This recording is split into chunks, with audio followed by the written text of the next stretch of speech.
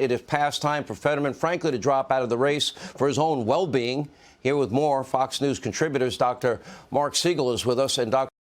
Nicole Saphier is with us. Would a high-stress event like a nationally televised debate, would that possibly even be a trigger? In other words, he shouldn't have been there last night. It wasn't good for him to be there last night. He should be in a rehab center. Am I wrong in that?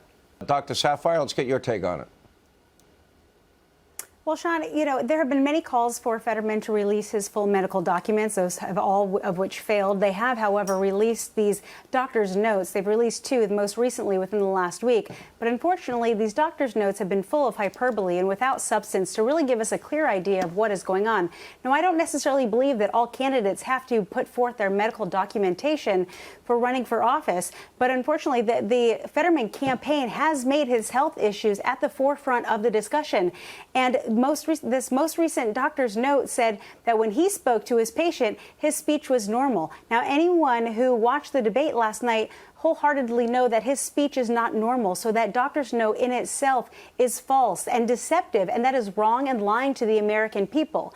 Now, self-admittedly, Mr. Fetterman has said that he is suffering from some auditory processing disorders, which is why he needed the closed captioning during the debate. But to simply write that off and say that he is fit to serve without any restrictions, all he needs is a little closed captioning, that is false. We know that he had severe difficulty finding words, which is, as we heard earlier in the introduction, that, you know, that is what we call aphasia. He has difficulty there. He does require aggressive rehab.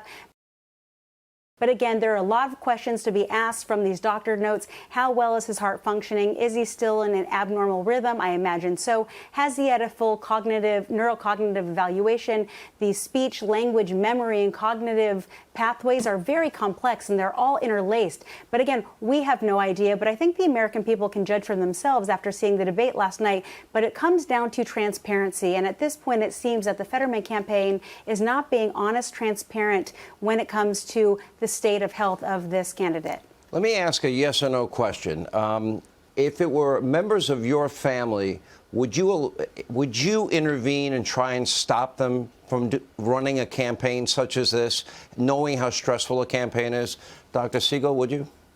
By the way, it was Dr. Saphier who said that debate is going to be revealing. She said it the last time we were on here, and that was proven right. If that is accurate, and that's where he is, he is going to be unable to serve.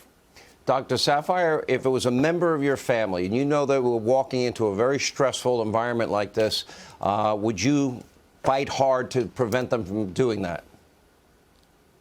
If a member of my family just recently had a stroke, I would say unequivocally the most important thing to do right now is focus on aggressive therapy and making sure to try and get back to the best case possible physically, mentally, and emotionally. I would not be putting them in a high-stress environment such as a seat in the Senate. All right, Dr. Saphier, thank you. Dr. Siegel, thank you.